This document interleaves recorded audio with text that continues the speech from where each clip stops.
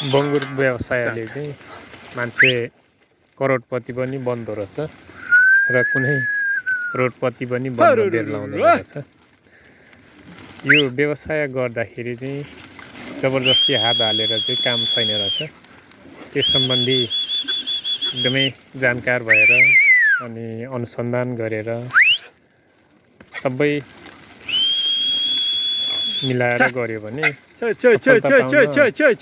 धेरै गाह्रो छैन रहेछ।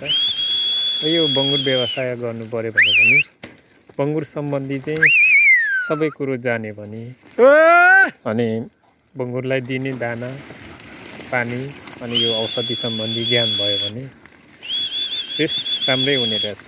हामीले पनि यो बङ्गुर फार्ममा काम गरेको धेरै भयो। यहाँ चाहिँ अब अलिक सिस्टमेटिक तरिकाले चाहिँ काम गर्दो रहेछ बङ्गुर व्यवसायमा चाहिँ। खासमा त यो टेम्परेचरको बारेमा पनि एकदम राम्रो ज्ञान हुनुपर्ने रहेछ। अनि दाना पानी अनि यो औषधि उपचारहरू पनि गर्न जान्यो भने सफलता निकै टाढा रहेनछ। आज हामीले चाहिँ यो सोमबारको दिन चाहिँ जहिले पनि बङ्गुर सार्ने काम हुन्छ।